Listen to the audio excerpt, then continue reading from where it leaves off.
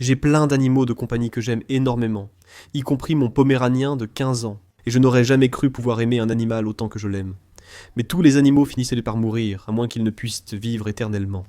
Et si vous pouviez cloner votre animal de compagnie et l'avoir avec vous pour le reste de votre vie?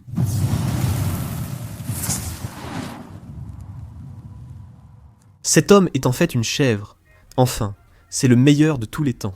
Tom Brady, 7 titres du Super Bowl et tous les records imaginables. Et si je parle d'un joueur de football américain sur ma chaîne animalière, c'est parce que Tom Brady est aussi un amoureux des animaux.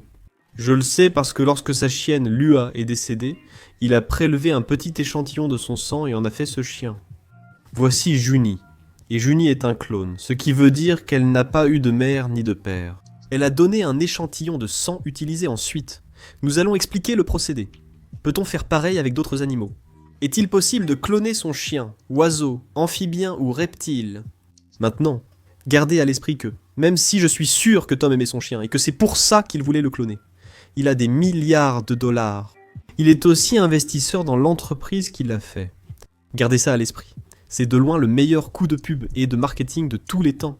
Si je possédais quelque chose comme ça, je clonerais simplement mon propre chien. Et c'est comme le meilleur coup de pub de tous les temps.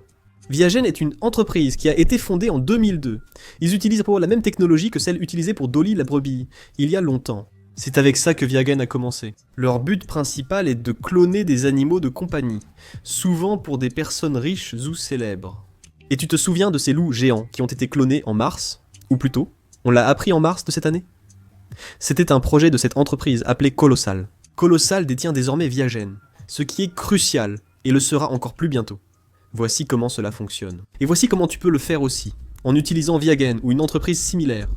Tu prélèves un échantillon de sang ou de tissu de ton chien, vivant ou peu après sa mort, puis tu le congèles pour une utilisation ultérieure. Il y a quelques étapes de culture et autres entre les deux, mais en gros, tu amènes ton chien pour un prélèvement sanguin. C'est à peu près comme ça que ça fonctionne. Les scientifiques créent ensuite des embryons en utilisant le transfert nucléaire de cellules somatiques, ou transfert nucléaire de cellules somatiques. Je vais juste utiliser l'acronyme à partir de maintenant. En gros, une cellule somatique donneuse, donc une cellule préservée, est fusionnée avec un ovule dont le noyau a été retiré.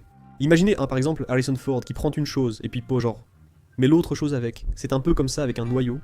L'ovule reconstitué est ensuite activé, et un embryon commence à se développer.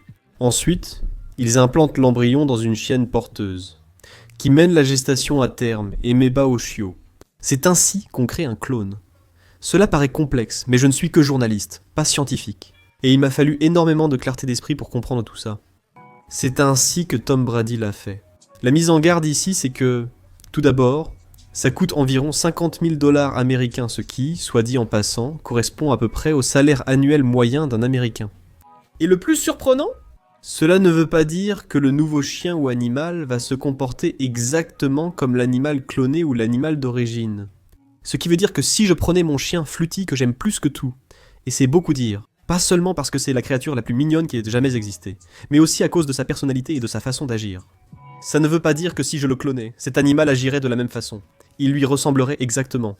Mais il pourrait en fait être bizarre. Vous avez ce chien auquel vous vous attachez pendant 10 ou 15 ans, que vous aimez énormément, et avec qui vous partagez un lien fort. Et puis vous avez un animal qui ressemble exactement à cet animal. Mais il n'a aucun de ses souvenirs. Il ne sait pas qui vous êtes. Vous devez créer un tout nouveau lien. Tous ces comportements appris ont disparu. Et cet animal va probablement se comporter très différemment, même s'il ressemble pratiquement exactement au même. Pourquoi est-ce si cher ? Pour les oiseaux et les reptiles, c'est une technologie très avancée. La technologie est très coûteuse. Seules quelques entreprises peuvent le faire, ce qui leur permet de facturer des tarifs encore plus élevés. Et c'est peu efficace, ce qui veut dire que très souvent, l'embryon est implanté mais n'arrive pas à terme. Il faut donc recommencer sans cesse. Bien que ce soit relativement sûr pour le chien ou l'animal dans lequel vous implantez l'embryon, il y a toujours un risque pour cet animal aussi. C'est très similaire aux humains. Ainsi, une mère porteuse reçoit 10 000 à 50 000 $ pour mener une grossesse à terme pour quelqu'un. Je ne sais pas si c'est légal. Ne le faites pas si ce ne l'est pas, mais cela arrive. Et gardez à l'esprit que ce n'est pas la première fois que Barbara Streisand fait ça avec son chien. Simone Cowell veut faire ça avec ses 3 chiens. Ou peut-être qu'il l'a déjà fait. Il vous faudra beaucoup d'argent. Mais ces entreprises s'en chargeront pour vous, ce qui est cool. Pour toutes ces raisons, je ne sais pas si j'aimerais le faire. Je fais cette vidéo car j'en discutais avec un membre de ma famille peu impressionné. Ce qu'elle a dit, c'est « Oui, bon, s'ils peuvent le faire avec des chiens, est-ce qu'ils ne pourraient pas le faire avec d'autres choses, comme des dinosaures ou des humains ?» Eh bien les humains, peut-être, c'est encore autre chose. Je ne vais pas entrer là-dedans. C'est une question d'éthique, mais parlons plutôt de la réalité avec des dinosaures, oiseaux ou reptiles. Parce que même si vous ne voudriez probablement pas cloner votre python royal, par exemple, je ne sais pas, peut-être que vous le feriez si vous aviez énormément d'argent. Mais des choses comme des varans, ou un vieux python réticulé très intelligent avec lequel vous avez un lien. Je pense que les varans sont le meilleur exemple ici. Je vais juste continuer. Ce sont juste des dragons à collerette qui s'accouplent au fond de cet enclos. Pouvez-vous faire cela avec votre arbre préféré, un varan ou tout reptile de votre choix? La réponse courte est probablement non.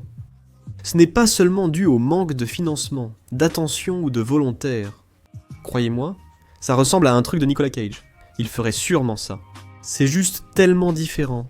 Et pour l'instant, ce n'est pas possible. Voilà pourquoi. Très souvent, le développement embryonnaire des reptiles dépend de la température. Je veux dire, en réalité, il faut la bonne température pour un œuf tout le temps, afin qu'il puisse éclore. Mais parfois, la température détermine aussi le sexe. La température d'incubation de l'œuf détermine son sexe. Comme les geckos léopards. C'est pourquoi la plupart de ceux que j'ai produits étaient des femelles, car j'ai pu les choisir ainsi.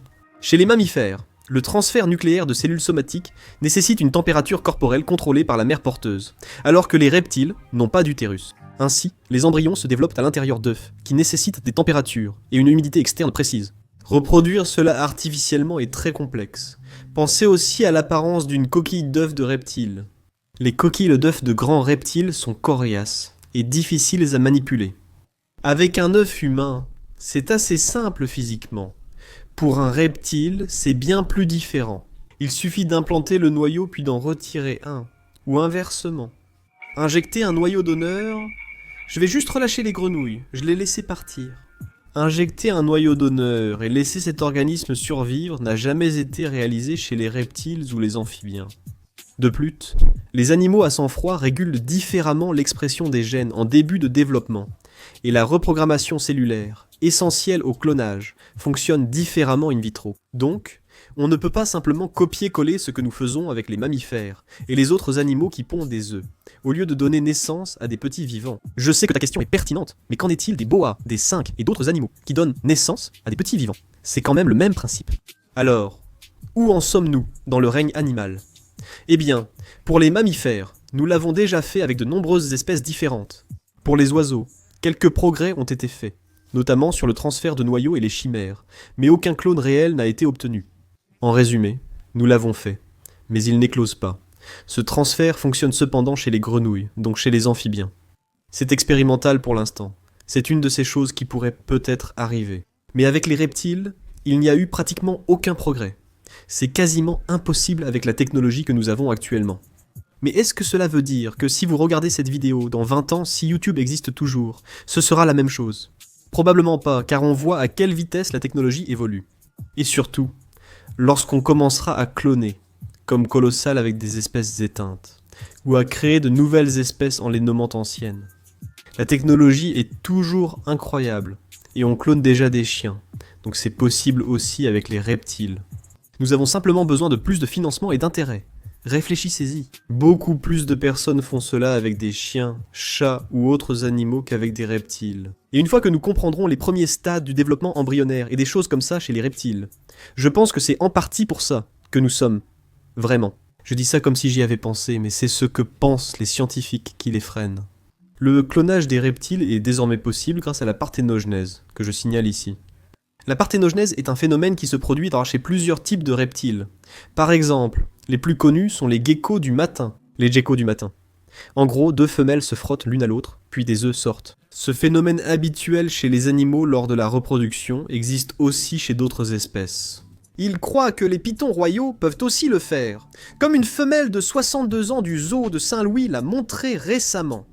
Maintenant, on en vient à l'aspect éthique, et je n'ai pas d'opinion tranchée là-dessus, je n'adhère pas vraiment à cela. Tu joues chaud à Dieu, ou peu importe, pour moi c'est de la science, Personnellement, je trouve ça vraiment génial, et je pense que ce que fait Colossal est incroyable. Même si certains d'entre vous ne sont pas d'accord à cause de cette vidéo, je trouve ça génial. On en est encore au début, non? Si vous aviez vu ces premiers engins d'aviation à pédales, il y eut un vol de 13 secondes. Et si à cette époque-là, vous disiez à quelqu'un, oui, on pourra traverser l'océan en quelques heures, ou SpaceX va exister, et vous pourrez aller de Houston à l'Australie en 45 minutes, vous diriez, oui, c'est fou, ça n'arrivera jamais. Et je pense que c'est exactement la même chose. Et bien que l'aviation, par exemple, se soit développée incroyablement vite, je pense que cela ira encore plus vite. Je pense que YouTube existera encore quand je pourrai faire une vidéo pour dire « Je vous l'avais dit ». Les reptiles pourront aussi le faire. Je ne pense pas que beaucoup le feront.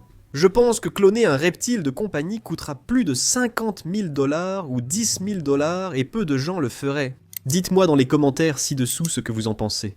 Je veux connaître votre avis.